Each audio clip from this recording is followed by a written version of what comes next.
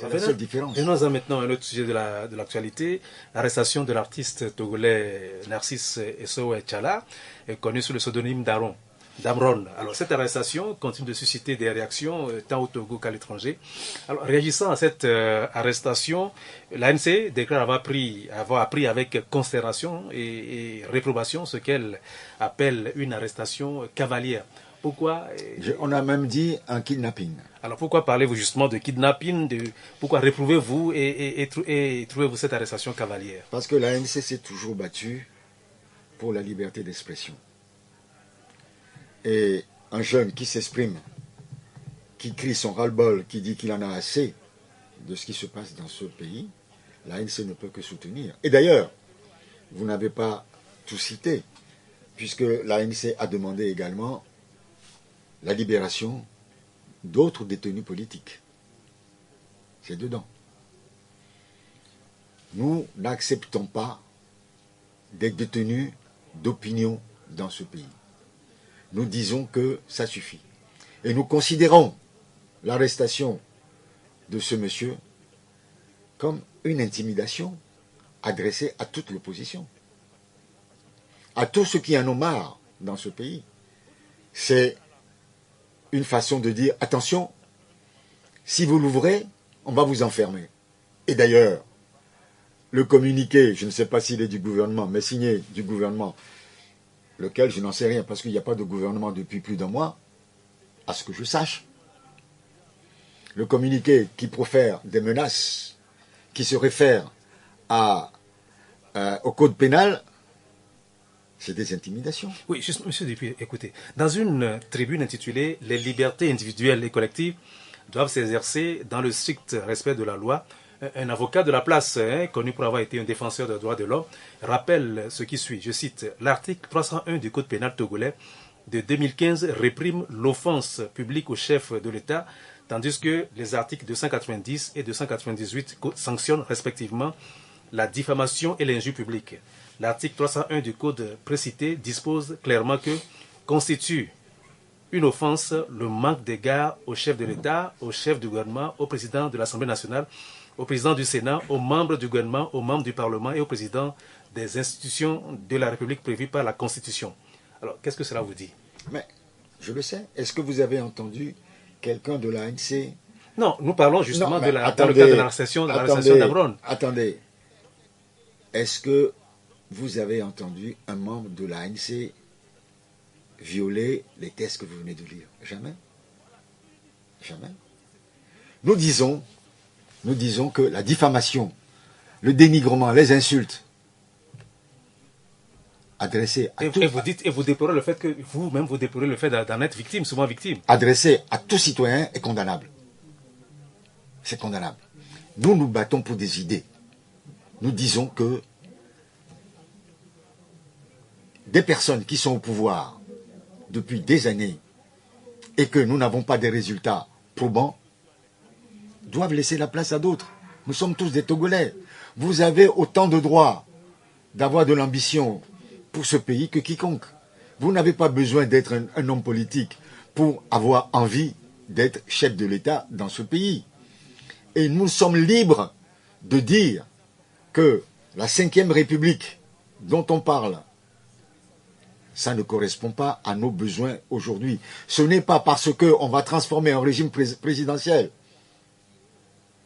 dont M. Faure Gnassingbé a été président pendant 20 ans, ce n'est pas le fait de le transformer en régime parlementaire que ça va changer la situation du Togo. Nous sommes des gens sensés, nous le disons. Et cela ne dit pas qu'on manque de respect à qui que ce soit. C'est notre droit de citoyen de le dire. C'est le droit de citoyen des évêques de le dire. Et je regrette que les autres religions n'aient pas emboîté le pas à l'Église catholique. Alors, l'arrestation d'Amron a suscité beaucoup de réactions de la part de nos compatriotes des organisations de la société civile, de mouvements ou regroupements politiques. Cette semaine encore, on a enregistré des réactions. Je vous propose celle du leader des FDR, Maître Dodi Apevon. pendant longtemps, les Togolais ont contenu leur colère de manière interne. Mais il y a un moment où ça sort à l'extérieur. Qu'ils ne soient pas surpris qu'aujourd'hui, les Togolais ont décidé de s'exprimer. On ne peut pas nous gouverner dans ces conditions-là et demander aux gens de se taire. Parce qu'on a constaté aujourd'hui que ceux qui nous gouvernent n'écoutent personne. Ils font ce qui leur plaît. Ce qu'on constate aujourd'hui, c'est que pendant longtemps, la jeunesse et tous ceux qui sont des activistes là, ils se sont tués. Mais aujourd'hui, on constate qu'ils ont décidé de parler. Et ils ont décidé d'extérioriser leur colère. Alors, qui va leur reprocher d'être en colère aujourd'hui? Partout où il y a injustice, que ce soit des membres de l'opposition qu'on arrête, ou même des gens qu'on arrête dans le camp du pouvoir, moi j'ai toujours porté secours à tout ce beau monde-là. Ce garçon-là ne mérite pas d'être en prison. Lorsque un citoyen, comme Affectio, comme Amron, aujourd'hui, le trop-plein, il ne peut plus le garder pour eux. Et ils disent ce qu'ils pensent, à leur manière. Mais les mettre en prison, ça règle le problème du Togo? Alors, quelle est votre réponse, M. Dupuis, à ceux de nos compatriotes qui reprochent aux leaders politiques qui se sont exprimés sur l'arrestation d'Amron de faire de la récupération politique? Je ne vois pas quel est le parti politique, du moins l'ANC n'a pas cherché à faire de la récupération. La preuve, vous ne m'avez pas vu dans les rues hier. La preuve, je ne me suis pas exprimé sur cette affaire-là. J'ai laissé la jeunesse faire son travail. Je me suis tenu à l'écart. Non, l'ANC a sorti un communiqué par rapport à... Mais pas par rapport à la manifestation du 6, par rapport à l'arrestation d'un Togolais. C'est tout. Vous-même, vous serez arrêté demain que l'ANC sortirait un communiqué. Vous savez, M. Bodjona, quand il a été arrêté, l'ANC non seulement a sorti des déclarations, mais a organisé des marches pour la libération de M. Bodjona. La même chose pour M. Kwacha. À l'époque, c'était l'UFC. Et pourquoi vous ne me posez pas ces questions-là? Il y a d'autres personnes qui ont été arrêtées. Nous avons protesté. Oui. C'est comme ça. L'ANC s'est toujours battu pour la liberté des Togolais, pour la liberté d'expression des Togolais. Alors, Amron est apparu dans une vidéo qui circule sur les réseaux sociaux pour présenter des excuses au président du Conseil. Et voici un extrait de cette vidéo que je vous propose de suivre. Togolaises et Togolais, je vous espère en pleine forme dans le meilleur des mondes. Moi, je vais comme Dieu le veut. Si vous avez souvenance, depuis un temps, dans un passé récent, j'ai fait une série de vidéos dans lesquelles j'avais des propos injurieux et outragieux envers le président du Conseil des ministres, son Excellence Faure Sozona Nyanombe. Suite à cela, le Togo étant un pays de droit, la justice s'est saisie de l'affaire et j'ai été interpellé. Lors de mon audition, les professionnels du domaine ont estimé que je traversais une période de dépression aggravée et ont suggéré que je sois transféré au centre psychiatrique de 2EB afin que les médecins puissent m'aider à me reprendre en main. Donc, après quelques jours de traitement, aujourd'hui je suis un peu plus apaisé et je prends conscience de la gravité de mes propos et de mes travers. Donc j'aimerais pouvoir saisir cette occasion pour demander pardon et présenter mes sincères excuses à son Excellence Faure Sozona Nyanombe, président du Conseil des ministres, par rapport à mon comportement déviant, discourtois et outrageux à son endroit alors qu'il ne m'avait jamais rien fait personnellement. Les rapports des médecins pourront le prouver. Je traversais une période de dépression grave qui m'a fait être hors de moi. Aujourd'hui, je suis beaucoup plus apaisé et je voulais sincèrement, devant le peuple togolais et devant le monde entier, lui demander pardon et lui présenter mes plus sincères excuses par rapport au comportement que j'ai eu à son endroit, les injures et tout ça, ce n'est vraiment pas moi. Alors, une réaction à l'acte de coercition d'Amron? J'ai regardé cette vidéo. J'ai vu dans le visage de cette personne un sentiment de détresse, de souffrance. Est-ce qu'on l'a obligé? Et d'ailleurs, on a l'impression qu'il lit le texte. J'ai regardé, j'ai l'impression qu'il lit un texte. Et puis, je me suis demandé, si c'est vrai cette vidéo-là, est-ce que ce n'est pas tout simplement le syndrome de Stockholm? Quand vous souffrez, quand vous êtes arrêté, que vous avez peur, vous faites des déclarations, vous encensez même vos tortionnaires. Ça existe. Voilà ce que je pense de cette vidéo. Eh bien, Maître Célestin Abogan, l'avocat d'Amron, a réagi donc à cette vidéo. Nous allons à présent l'écouter lui aussi.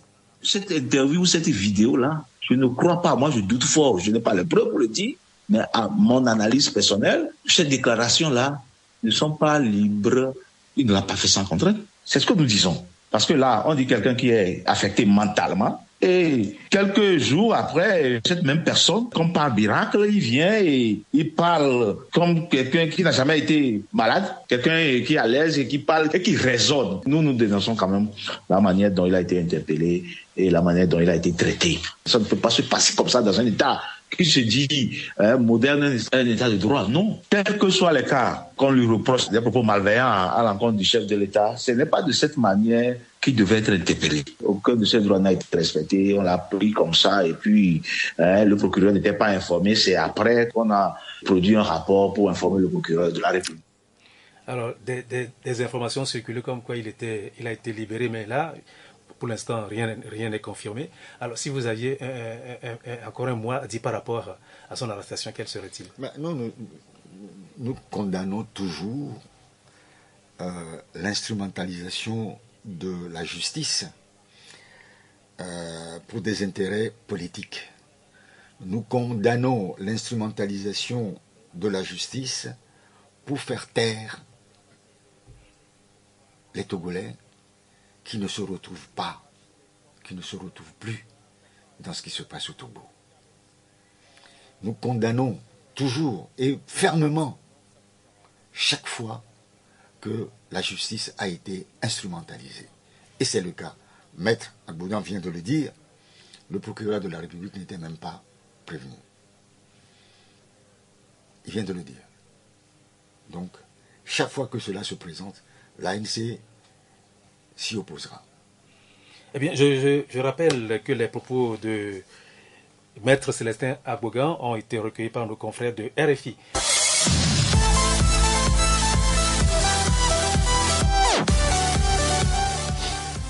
Retour au studio pour la suite de cet entretien, mais avant de retrouver notre invité, qui est le conseiller spécial et porte-parole de l'ANC Éric Dupuis, Hervé Essay nous rappelle d'autres événements de l'actualité nationale de la semaine. La fête de la Tabaski a été célébrée hier vendredi sur toute l'étendue du territoire national togolais, rassemblant des milliers de fidèles musulmans dans une atmosphère de recueillement et de spiritualité. La grande prière marquant cette journée sacrée s'est déroulée dans la ferveur et le recueillement unissant des fidèles autour des valeurs de solidarité et de paix. À Lomé, la prière centrale s'est tenue en présence du président du Sénat, représentant le président du Conseil, témoignage de l'importance accordée par les autorités à cette célébration religieuse. Une forte pluie s'est abattue mercredi 4 juin sur Lomé et ses environs, causant d'importants dégâts matériels. Plusieurs quartiers, notamment Nyekonakwe, Avata, Meyokwe, Sagbado, Segbe, Kege, Zogbeji, Bé ou Kanyekope, ont été touchés avec des rues, des maisons d'habitation sous les eaux au grand désespoir des victimes. Chez moi, il y a l'eau. Quand les gens viennent ici pour enlever le caniveau, ils n'arrivent pas à travailler bien. L'eau là, ça pénètre dans la maison des gens. Tout est abîmé. Le caniveau était plein. Les gens de Adjido Gome envoient l'eau par ici. On n'arrive pas à dormir. C'est difficile à nous. Chez moi aussi. Mes lits, je suis obligé d'enlever les valises pour mettre sur le lit. Le grand problème, c'est l'Omega, non? De tenue de l'eau qu'on a fait. Depuis, ça a traversé la route. Ça a passé par les rails jusqu'à venir à Hankope. Ma maison s'est envahie par l'eau. Mais la chance que moi j'ai eu, des fois, chaque matin vers 4h, 3h, quand les gens balayent la route là, le sable là, je ramasse ça pour verser. Quand j'ai mis, c'est mieux. Il y a l'eau actuellement, mais quand ça va passer maintenant, c'est fini, ça part. Ça fait plus de 5 ans comme ça, c'est dépassé. Et rentrer jusqu'au Samba coucher aussi. Tout est dans l'eau. Tout est dans l'eau. Tout le monde est dans l'eau. Avec tous nos appareils, tout. Parce que ça se passait, mais c'est pas aujourd'hui. Le gouvernement même le sait très bien, mais je sais pas comment dire encore.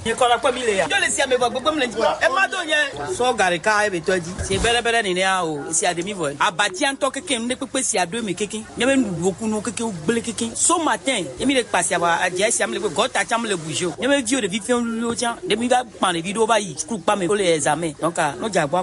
Impuissants face à l'ampleur des inondations, les services techniques des communes en appellent à l'intervention du gouvernement. Nous avons des motopompes à notre disposition, mais les motopompes vont fonctionner comment? On pompe l'eau dans les maisons pour envoyer ça dans les caniveaux qui va à la lagune. Mais les caniveaux sont pleins d'eau. La lagune est pleine d'eau, donc on ne peut même pas évacuer de l'eau. Il faudrait que l'eau se retire et comme ça, on peut pomper l'eau des maisons pour envoyer ça à la lagune. L'appel que moi je ferais, que les autorités nous aident à draguer la lagune et à curer le canal d'équilibre. Vraiment, ça pourra nous soulager. En conférence de presse organisée à son siège le mardi à Lomé, la Ligue des consommateurs togolais a exprimé son opposition catégorique à l'augmentation des tarifs d'électricité. Une mesure qu'elle estime être injuste et inopportune et lourde de conséquences pour les populations. Aussi plaide-t-elle pour l'ouverture d'un dialogue afin de trouver des solutions plus équitables aux défis du secteur énergétique. Dr Emmanuel Sogaji, président de la LCT. Nous souhaitons qu'il y ait désormais une politique sociale en bonne et due forme en faveur de l'eau, de l'électricité et de l'énergie. Parce que quand vous n'avez rien, vous devez avoir de la lumière. Quand vous n'avez rien, vous devez avoir de l'eau. Quand vous n'avez rien, vous devez avoir de l'énergie pour vous déplacer et aller et revenir. Et donc ce sont les biens les plus fondamentaux, les plus cruciaux que la terre et que la nature offrent aux citoyens. Et c'est pour ces raisons que notre manière d'aider le chef de l'État, c'est de le dire, de surseoir cette mise en œuvre de cette décision et d'engager des discussions. Eh bien, un autre événement qui continue de faire couler beaucoup d'encre et de salive, l'augmentation des tarifs d'électricité dont parlait il y a un instant le président de la Ligue des consommateurs togolais. Alors, si vous étiez aux affaires, qu'auriez-vous fait pour éviter les coupures de courant que nous subissons depuis un certain temps et pour rendre l'électricéité plus accessible et à un coût plus supportable à la population? Monsieur Agbo, il y a quelques années, on avait connu, ça fait des années qu'on connaît cette situation. À un moment donné, il y a 15 ans, 20 ans à peu près, c'était des nuits entières sans électricité. Et ceux qui avaient les moyens, c'était pourvu de groupes électrogènes. Et toute la ville fonctionnait essentiellement sur groupe électrogène. Maintenant, ça va mieux, n'est-ce pas? Jusqu'au jour où on nous a trouvé une solution à coût de milliards avec les Américains, c'est contour global. Et le ministre à l'époque, avait écrit que, avec contour global, le problème serait définitivement réglé. 15 ans après, on est toujours dans la même situation. À quoi a servi ces milliards d'investissements dans contour global? Aujourd'hui, l'augmentation de l'électricité, du prix de l'électricité, qui était déjà assez élevé, est de l'ordre de 14%. On a dit 12%. De l'ordre de 14%. Et on sait la situation dans laquelle vivent les Togolais. Ceux qui achètent des cash power, ça veut dire qu'ils n'ont pas la possibilité d'avoir un compteur chez eux, supportent de la même manière que tout le monde. Si l'ANC avait été au pouvoir, je pense que la première chose à faire, c'est de veiller à la bonne gestion de la CET. La bonne gestion de la CET. Parce que ce problème aurait pu être réglé depuis des années. Quand vous êtes nommé directeur ou président d'une société, d'une entreprise d'État, vous avez des comptes à rendre à l'État. Et quand vous êtes ministre, vous êtes président de la République, vous avez des comptes à rendre au peuple. C'est ça qui nous manque ici. La dernière fois, on a lu, comme mesurette, on va supprimer la gratuité de l'électricité et de l'eau pour les ministres. Je dis mesurette. Allez dans les administrations, monsieur Agbo. Allez dans les administrations. Vous allez voir des bureaux entièrement climatisés, portes et fenêtres ouvertes. Ça sert à quoi de climatiser un bureau quand vous avez les portes en permanence ouvertes? Ça, c'est la faute des fonctionnaires, de ceux qui travaillent dans ces bureaux-là. C'est la nuit. Mais ils ont des directeurs de service. Ils ont un ministre de tutelle. Le ministre ne peut pas être dans tous les bureaux. Il ne va jamais dans les bureaux, il ne se rend pas compte. Les directeurs de service ne se rendent pas compte. Mais attendez. On climatise les couloirs. Mais c'est de l'argent du peuple. Et puis on parle de l'électricité. Parlons du pétrole aussi. Les ministres et autres, députés et autres, régulièrement des bons d'essence par centaines de milliers de francs. Et curieusement, ces bons d'essence sont valables dans les stations essence détenues toutes par cette minorité. Ça veut dire l'État donne l'argent, donne des bons d'essence à certaines personnes qui vont acheter chez cette minorité-là pour enrichir davantage cette minorité-là. C'est-à-dire, c'est votre argent, monsieur Agbo, qui enrichit ces personnes. Est-ce que vous savez que ces bons d'essence-là aussi, que les députés en profitent aussi, j'ai parlé, les présidents de commission. Mais j'ai parlé de députés, pas de ministres seulement. J'ai parlé de ça. Et oui. Si on veut faire des économies, si on veut gérer de manière sérieuse, on doit veiller à ces détails-là. Je ne refuse pas que les responsables aient des avantages, ça existe partout, mais dans un pays où on a du mal à mettre de l'essence dans sa moto, vous allez dans les stations, nos frères et sœurs qui viennent acheter de l'essence dans leur moto, c'est 500 francs, c'est 1000 francs, pas plus. Parce qu'ils n'ont pas l'argent pour pouvoir faire le plein de leur moto. Pendant ce temps-là, il y a des gens qui ont 300 000, 400 000, 500 000 francs de bons d'essence par mois. Et oui, je n'injure, je ne critique personne. Bon, que ça se fasse, d'accord.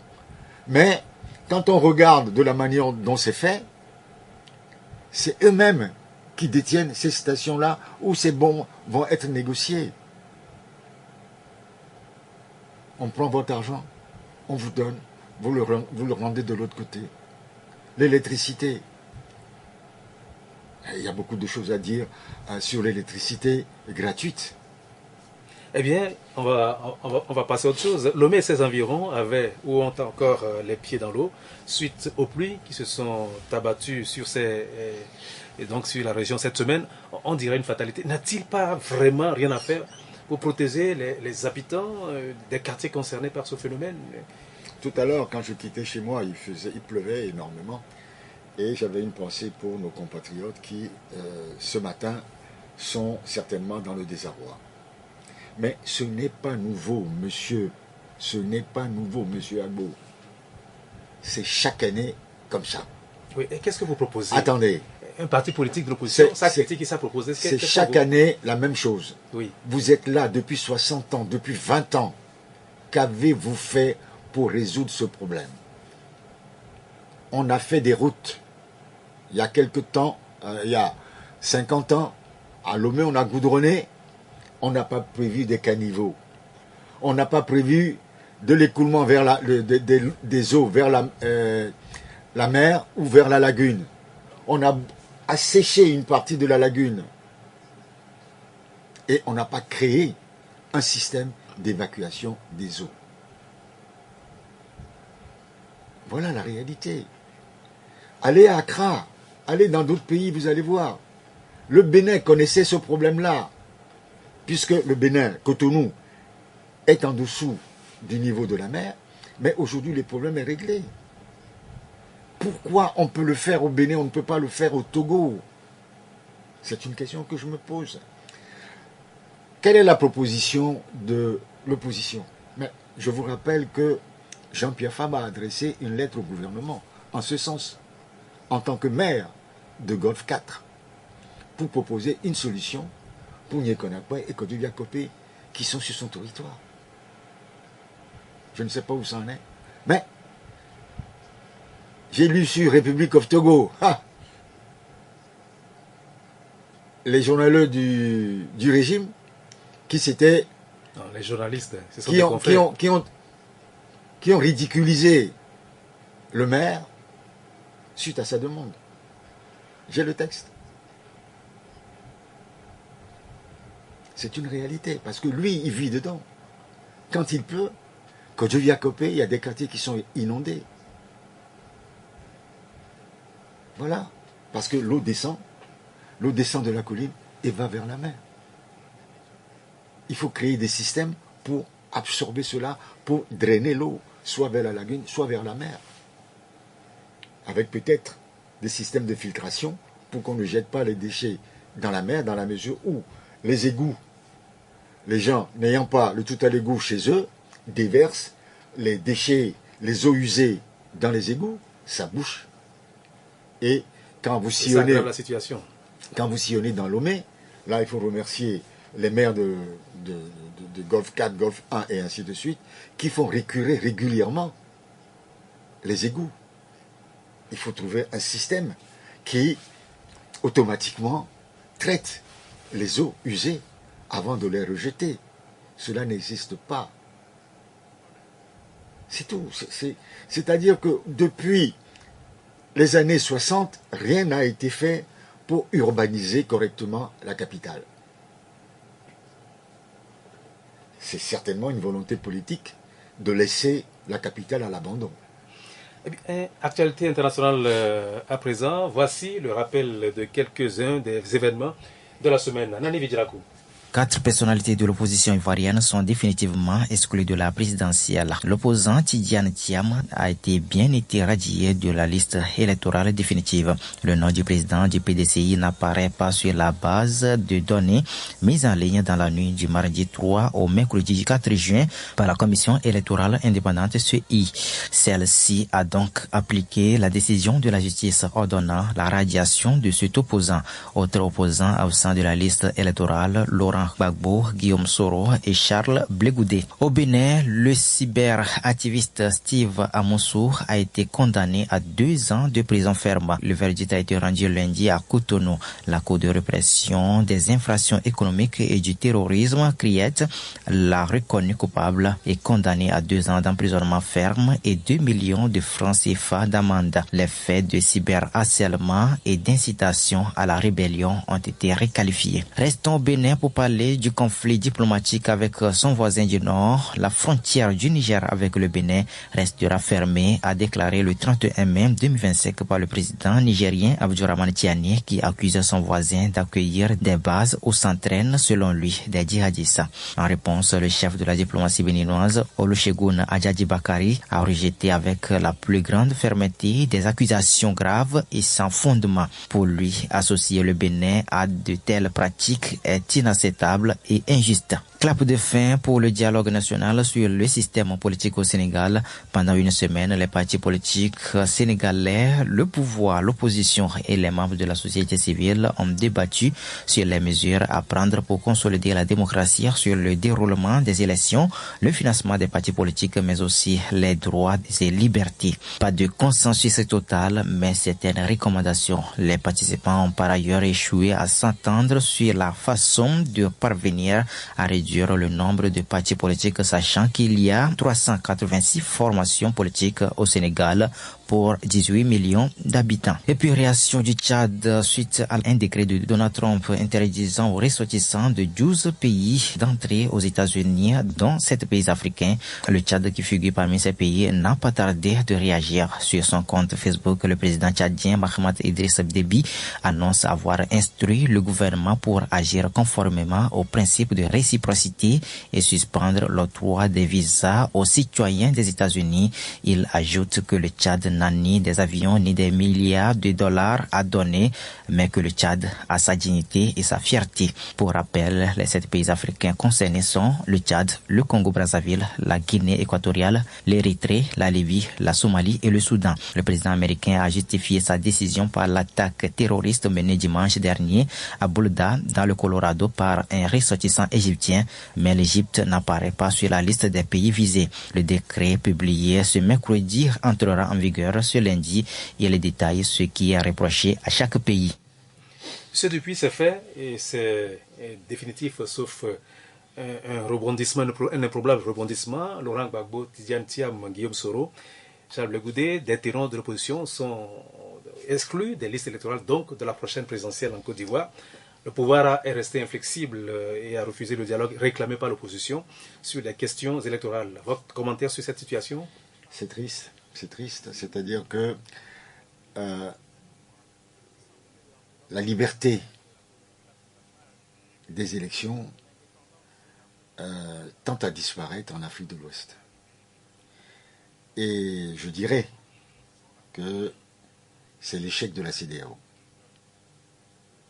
Si la CEDEAO... C'est peut-être aussi l'échec de la CEDEAO. Je dis, si la CEDEAO oui. avait mis en place des moyens sérieux, coercitifs, pour imposer les textes qui avaient été signés par tous les chefs de d'État de l'Afrique de l'Ouest, la bonne gouvernance, on n'en serait pas là. Aujourd'hui, ce qui se passe en Côte d'Ivoire, c'est un peu ce qui s'est passé ici, et ce qui se passe ici. On fait tout pour se maintenir au pouvoir, quitte à piétiner les autres. En 2017-2018, nous avons été reçus par certains chefs d'État de la CEDEAO pour demander la limitation des mandats au Togo. Aujourd'hui, ces chefs d'État qui nous avaient écoutés sont en train de faire leur 3e, voire 4e mandat.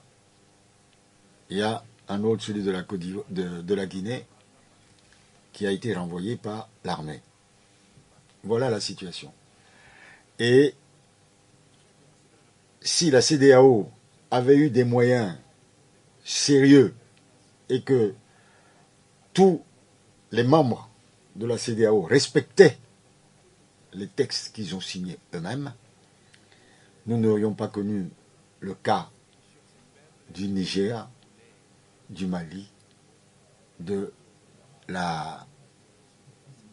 Burkina Faso. Voilà. Nous écrivons les textes, nous ne les respectons pas. Et quand vous regardez les pays de la CEDEAO, les pays anglophones, qui respectent leurs lois, qui respectent leurs institutions, tout se passe normalement. Le président actuel du Ghana, je vous rappelle, avait été président. Puis il avait été battu par Nana Akufo-Addo. Aujourd'hui, le président Mahama est revenu en toute liberté. C'est ce que je rêve pour mon pays. C'est ce que je rêve pour toute l'Afrique. Au lieu de chercher systématiquement à ostraciser les opposants. Alors, dialogue national au Sénégal, cela a duré une semaine. Le pouvoir, les partis politiques, l'opposition et des membres de la société civile ont débattu sur les mesures à prendre pour consolider la démocratie, sur le déroulement des élections, le financement des partis politiques, mais aussi les droits et libertés. Alors pour vous, quel est l'importance de ces cadres de discussion et quelles sont les conditions à remplir, à réunir pour qu'ils soient vraiment utiles? Non, moi je suis ce qui se passe au Sénégal avec beaucoup d'intérêt. Parce que c'est un pays, bon an mal an, qui a toujours fait preuve d'une haute idée de la démocratie. L'alternance politique a été respectée, toujours respectée. Tout dernièrement, il y a eu l'arrestation de M. Sonko, puis aujourd'hui, il est Premier ministre. Il y a même le président même qui a été arrêté, il était en prison. Et tout ça là amène à dire que au moins le Sénégal, en Afrique de l'Ouest francophone, joue le jeu de la démocratie.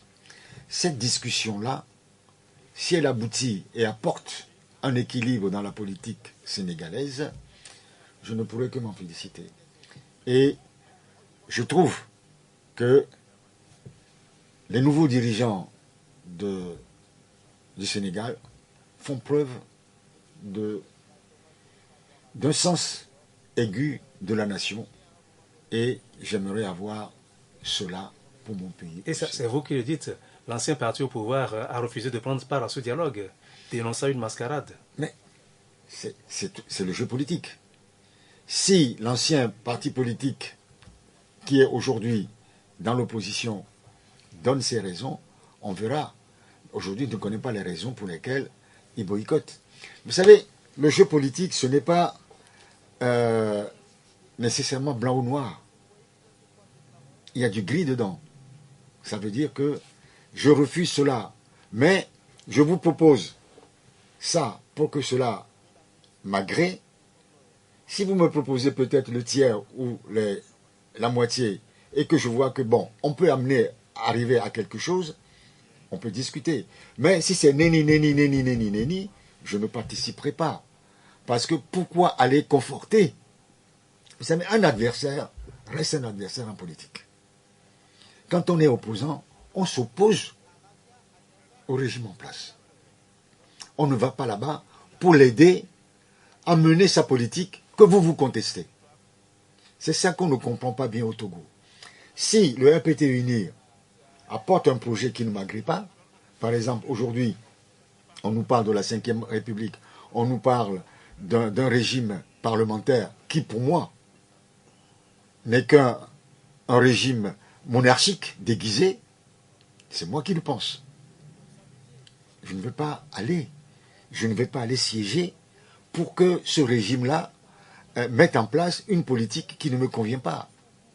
Mais si on m'appelle demain, comme le demandent les évêques, à une discussion pour remettre en cause la Constitution et essayer d'écrire une nouvelle Constitution ou soumettre une nouvelle Constitution à l'approbation du peuple, je discuterai peut-être avec eux. Alors, toujours au Sénégal, parmi les points sur lesquels tout le monde était tombé d'accord, on dit qu'il y a l'interdiction de cumuler la fonction de chef de parti et de chef de l'État, ou encore d'être ministre et président d'un conseil départemental. Quelle est la position de l'INSEE sur le cumul de fonctions? C'est difficile. Bon, c'est très difficile. Vous savez, les cumuls de fonctions, est-ce qu'il y en a tellement au Togo aujourd'hui? Je ne sais pas. À part un maire ministre, ça ne pose pas de problème majeur.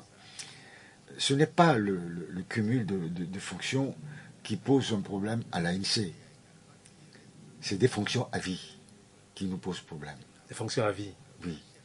Il y a le président de la République pendant 20 ans qui se mue maintenant en président du Conseil des ministres pour 20 ans encore. C'est une présidence à vie. Des ministres qui sont là depuis 1900, dans les années 90. Ils ont été ministres de tout, président de l'Assemblée, ainsi de suite. Il y a des ministres qui sont aujourd'hui 19 ans, 20 ans au pouvoir. Et après, ils sont conseillers spéciaux à la présidence, ainsi de suite.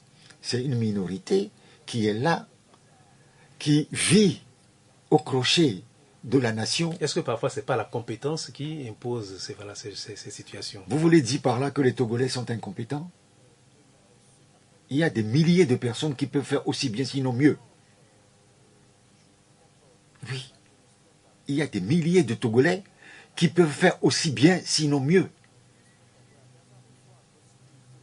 Je le dis, c'est vrai. Qu'on me prouve le contraire. Est-ce que nous sommes un peuple d'illettrés? Est-ce que nous sommes un peuple d'incapables? Je dis non.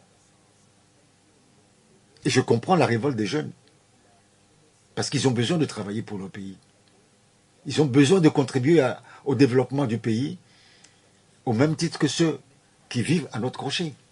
Je vous disais tout à l'heure que 2 générations de Togolaises et de Togolais sacrifiés. Il faut corriger cela.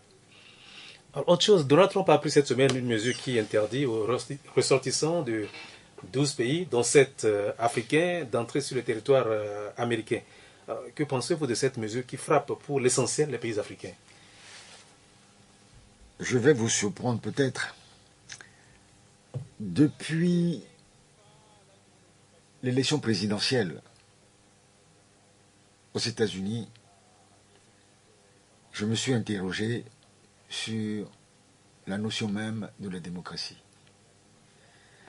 Quand j'ai suivi les débats à la télé et sur les réseaux sociaux, je n'ai pas vu un seul programme de société Or, ici au Togo, quand on veut être candidat, quel est votre programme de société? Quels sont vos projets de société? Ainsi de suite. Je n'en ai pas vu un seul. Il y a 2 candidats qui se sont invectivés, insultés proprement. Sincèrement, je n'en revenais pas. Mais un projet de développement du pays, un projet sérieux, je n'en ai pas vu un seul. Je me suis interrogé. Or, ici, à la veille des élections présidentielles, les chancelleries vous disent « Ah, est-ce que je peux avoir votre projet de société ?» ainsi de suite. Y compris les Américains. Je n'ai pas vu. Et aujourd'hui, le chef de l'État, quasiment tous les jours, sort des décrets, parfois contradictoires. Je ne sais pas comment ça fonctionne. Je ne sais pas comment ça fonctionne. Mais dans le cas précis, Donald Trump dit vouloir protéger les États-Unis des terroristes étrangers. Et le Togo est dans le lot de la 2e catégorie de pays frappés par la mesure qu'il a prise. Et nous, c'est la restriction de visa. Hein. On peut toujours en donner, mais il y a une restriction de visa. Et on peut dire que le Togo, ça va, s'en sort bien dans cette histoire. Je suis malheureux pour mes compatriotes togolais qui vivent aux États-Unis ou qui ambitionnent d'aller aux États-Unis. Vous savez, pendant quelque temps, les États-Unis étaient considérés comme la porte de sortie pour nos compatriotes qui avaient des difficultés à vivre au pays. J'ai beaucoup d'amis qui sont là-bas. Les États-Unis permettaient à nos compatriotes d'aller faire leurs études aux États-Unis, par faire leurs connaissances et souvent faire leur vie là-bas. Il y a beaucoup de Togolais qui ont pris la nationalité américaine. Même ici, j'ai rencontré des officiers américains d'origine togolaise. Je les ai rencontrés à l'ambassade des États-Unis. J'ai rencontré un diplomate en formation américain de nationalité, d'origine togolaise. Et je peux dire que c'est une bonne chose. La limitation des visas, malheureusement, ne peut que pénaliser cette jeunesse qui cherche à aller se former à l'étranger. Je vous disais tout à l'heure que la minorité... Est-ce que ce n'est pas aussi un défi lancé à notre pays pour qu'il va mettre en place des structures pour bien former les... La minorité dont le chef d'État avait parlé il y a quelques années ne souffrira pas de cette restriction. C'est le pauvre Togolais. C'est le consulat américain qui donne les visas. Hein, vous croyez qu'un ministre va demander un visa, on va lui refuser? Mais si vous demandez, on peut vous le refuser. C'est ça la vérité. Bien. Monsieur Dupuis, malheureusement, nous sommes arrivés au terme de cet entretien. L'entretien de ce jour, mesdames et messieurs, avec le conseiller spécial et porte-parole de l'Alliance nationale pour le changement, Éric Dupuis, que je remercie pour avoir honoré notre invitation. Auditrices et auditeurs de Victoire FM, je vous sais gré pour votre fidélité d'écoute. Le prochain rendez-vous, c'est samedi prochain, si Dieu le veut. Un rappel, cette émission est rediffusée le dimanche à partir de 11h. Excellent week-end à toutes et à tous. Au revoir.